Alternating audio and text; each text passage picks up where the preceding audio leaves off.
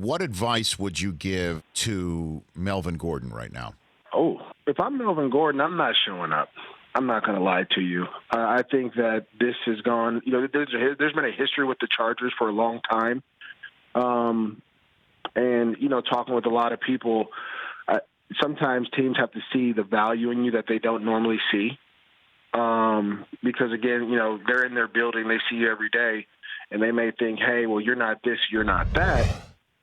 But there is a value where Melvin Gordon should be. I firmly believe this, and I've said this multiple times. Without Melvin Gordon, I don't know if this team can go, 10 games and like they did 12-4 last year. I think they're going to lose a couple. And remember, the Chargers notoriously don't start fast.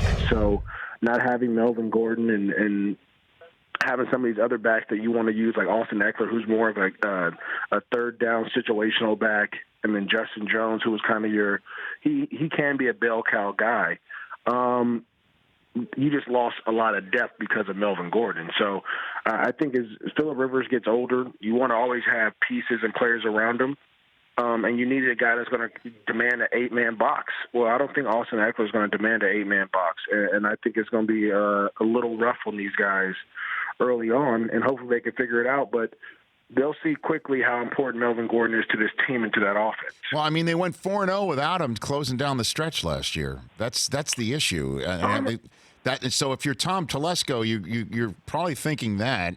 And what do you make of Albert Breer's report? I don't know if you heard this, but the Eagles were the team that raised their hand and said, we'll trade for Melvin Gordon, and we'll flip you Jordan Howard and a mid-level pick. And the Chargers, according to Albert, said no to that. What do you think of that? Well, I mean, that's the problem where you get, like, when teams say, hey, go seek out a trade, and you go do it, which I was a part of, and then you get these great reports back or these great offers back, and the team says no. Now all of a sudden it's like, well, what do you want me to do? Are you going to hold me hostage and not allow me to go somewhere and be happy? I have to play for you, right? I have to honor the contract when we see teams every year not honor the contract. And so that's where it starts to get personal. And I think that's what you don't want in these negotiations. I remember speaking with the Rams about the Aaron Donald situation when he was holding out a couple of years ago. And the biggest thing that when I spoke with some of the brass there, I said, look, as long as there's constant communication and it's not personal and you don't ever want the player to come back and be upset. You don't ever want the player to come back and be in the locker room and kind of be a cancer in the locker room. You don't want that. And the only way you can do that is by having constant communication and being and just being not fair, but just being honest with each other. Just say, look, we're not going to pay you. That's fine. If you go out and find a trade that we're happy with, we'll go and do it. This is what we're looking for. I think the Chiefs did that with Dee Ford. I want to say during the combine, I had heard when the Chiefs were like, hey, look, this is what we're looking for Dee Ford. Go find a trade partner and we'll trade him. And they did. And there was no ill will from there. Now, when you talk about the 4 games, that's a small sample size. We're talking about possibly all 10 games with Melvin Gordon. Now, some people, this is like a backup quarterback sometimes. Like sometimes when you have a backup quarterback, you can steal a game or 2, maybe 3. In the Eagles' case, you can go to the Super Bowl, right? And that may happen in a small sample size.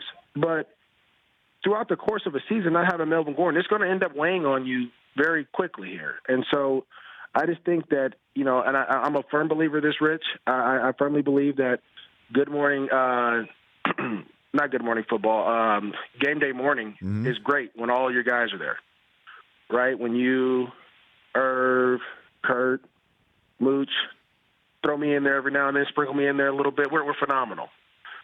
When I'm gone, that's okay. I'm not supposed to be there all the time. But I think if you were gone, it wouldn't be the same show. I think if Kurt was gone, it wouldn't be the same show, right? So that's kind of how it goes. And so it's the same thing in the NFL. You need your best players on the field to win games in this league. You can't win games with backups. Like the whole adding by subtracting does not work. And so we'll see how it goes. But I just looking at their schedule. Granted, it was different when Andrew Luck was on the Colts, but still, I think they have a tough stretch, and they're gonna have to try to find a way to eke out some games here. For more of The Rich Eisen Show, tune to Audience Channel 239 on DirecTV for free on BR Live or download the Rich Eisen Show app.